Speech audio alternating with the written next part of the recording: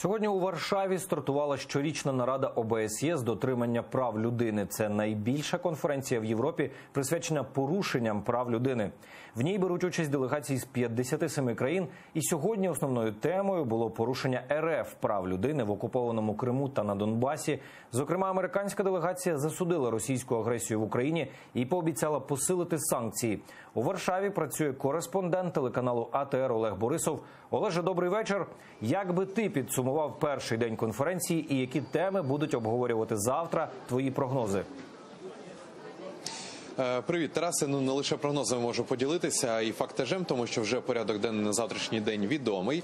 Але передусім хочу зазначити, підсумувати трошечки, про що сьогодні йшлося. І правда, правильно ти, Тарас, сказав, що сьогодні в першу чергу йшла тема за агресію Російської Федерації не лише за Україну, а й в усьому світі, саме де пащі Російська Федерація свої відкривала і на які країни зазіхала.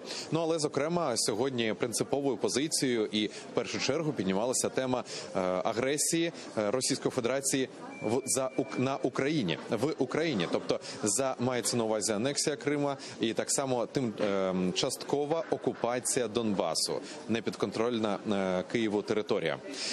Також сьогодні виступали тут і адвокати, і інші країни, представники, дипломати мали слово. До речі, також поспілкувався з адвокатами кримськими, які сьогодні тут виступали. Вони піднімали тему на зазіхання прав людини на тимчасово окупованій території півострова Крим. І поспілкувалися з Лілією Гіміджи, вона розповіла, що саме розповідали сьогодні і про що йтиметься вже завтра. Зараз давайте послухаємо. Безусловно, масса дел в Крыму, которые именно связаны с преследованием гражданских журналистов, активистов. Я могу называть массу имен. Это и Ремзи Бекиров, по которому сделали заявление ряд международных известных журналистских организаций. Это и «Репортеры без границ», и различные правозащитные организации. Это и Ремзи Бекиров, и Нариман Мимидиминов, и Руслан Сулейманов. Эти имена можно перечислять и перечислять. Мои коллеги будут говорить сегодня о других активистах крымской солидарности, которые также стояли у истоков документалистики в Крыму. Это Сиран Муртаза и ряд других лиц, которые были задержаны в результате массовых задержаний в марте 2019 года. Також поспілкувалися і почули позицію Джеймса Гілмора, це постійний представник ОБСЄ, і він також висловив свою чітку позицію і особисту, і від Сполучених Штатів Америки, що вони засуджують усі дії Росії на українській землі, я маю на увазі тимчасово окупований Крим та частина Донбасу, і вони сказали, і нам персонально в інтерв'ю телеканалу АТР пан Джеймс сказав, що санкції не будуть пом'якшувати, а лише будуть в подальшому посилювати до тих пір, допоки Росія не піде геть з України. Давайте послухаємо. США продовжать санкції, аж поки Крим не повернеться до України. Ми не визнаємо анексії Криму. Крим – це невід'ємна частина України, тож санкції діятимуть.